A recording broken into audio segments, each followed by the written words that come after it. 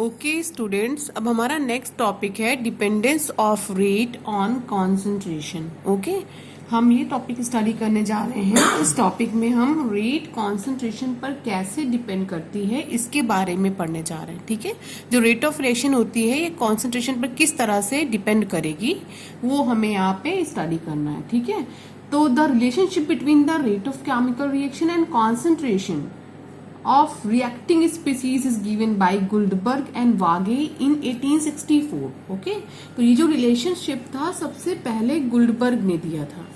किसने? गुल्डबर्ग ने और वागे ने। ओके, और किस सन में दिया था? 1864 में दिया था। और ये किस फॉर्म में आया था?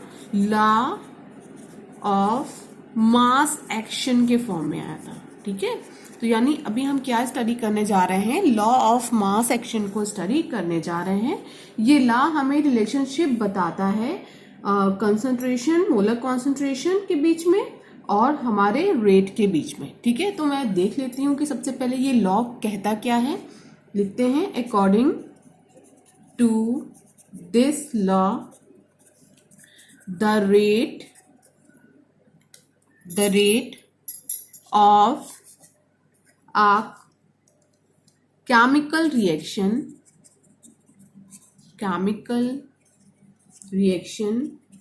is directly proportional to the raised product of the molar concentration of reacting species raised to the power of their stoichiometric coefficient। Okay, तो हम जो लॉ पढ़ने जा रहे हैं, according to law of mass action the rate of a chemical reaction is directly proportional to the product of the molar concentration of reacting species raised to the power of their stoichiometric coefficient. Okay, और मैं जानती हूं कि ऐसे तो आपको ये समझ में नहीं आया होगा, तो इसको हम समझने की कोशिश करते हैं और एक जनरल रिएक्शन को कंसीडर करते हैं।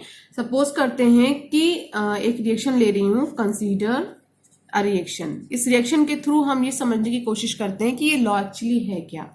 तो small a capital A plus capital B और गिव्स आउट प्रोडक्ट। ठीक है, हम इस रिएक्शन में इसको समझने की कोशिश करते हैं कि ये लॉ एक्चुअली कह क्या रहा है। ठीक है, तो ए हमारा कोई रिएक्टेंट है और स्मॉल ए उसका स्टोइकियोमेट्रिक कोफिशिएंट है। यहाँ कैपिटल बी हमारा कोई रिएक्टिंग स्पीसीज है और स्मॉल बी हमारा वहां पर स्टोइकियोमेट्रिक कोफिशिएंट है। ठीक है, तो इस लॉ के अकॉर्डिंग टू दिस लॉ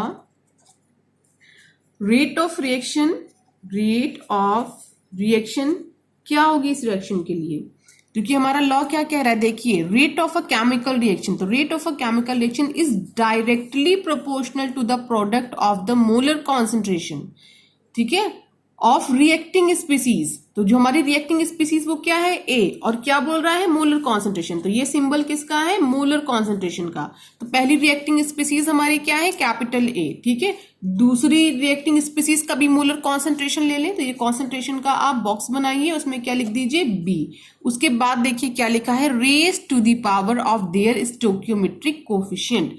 और यहां पर कैपिटल ए का स्टोइकियोमेट्रिक कोफिशिएंट क्या है? Small a. और कैपिटल बी का स्टोइकियोमेट्रिक कोफिशिएंट क्या है? Small B.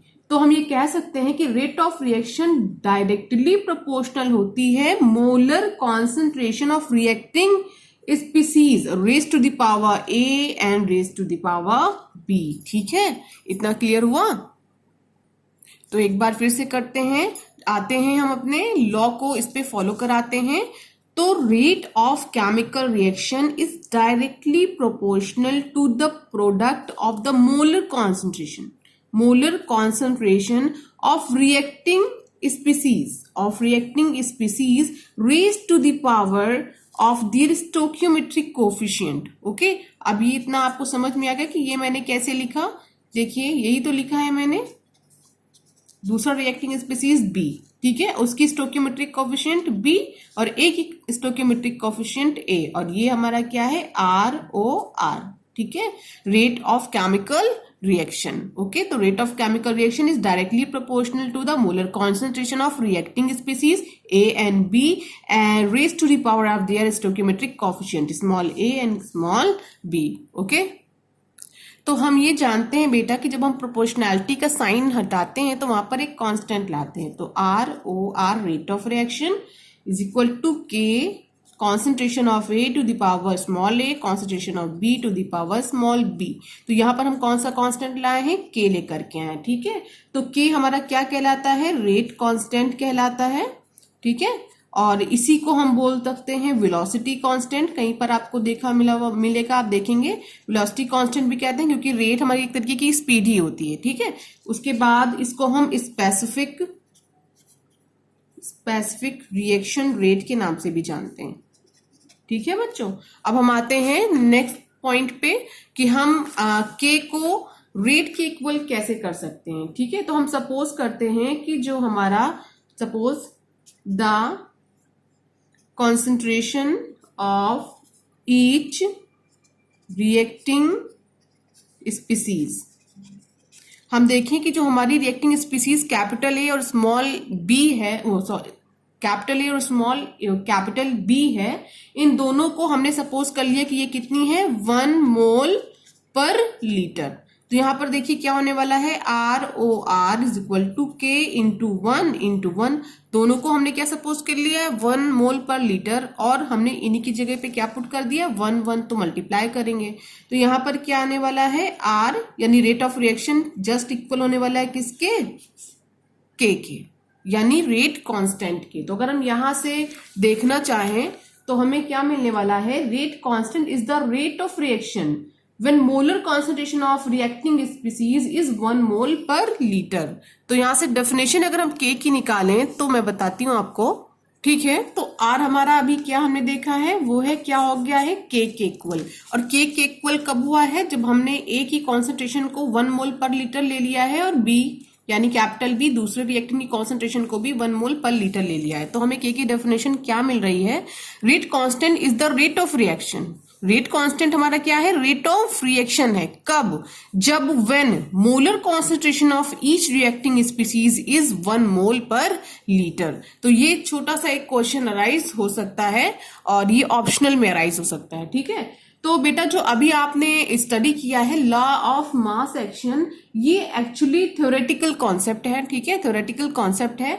अब हम जो है इसका एक्सपेरिमेंटल कॉन्सेप्ट पढ़ना बहुत ज्यादा जरूरी है, क्योंकि थ्योरेटिकल कॉन्सेप्ट ज्यादा इंपॉर्टेंट हमारा होता है एक्सपेरिमेंटल कॉन्सेप्ट। ओके, तो बेटा लॉ ऑफ मास एक्शन में आपने स्टडी किया है, जैसे मैंने आपको पढ़ाया है, rate of reaction is directly proportional to the molar concentration of the reacting species and raised to the power of their stoichiometric coefficient. अगर A था और B था और ये हमें क्या दे रहा था प्रोडक्ट, तो हमारा ROR इस लॉ के अकॉर्डिंग क्या बन रहा था, कैपिटल A की power A small capital B की पावर स्मॉल b।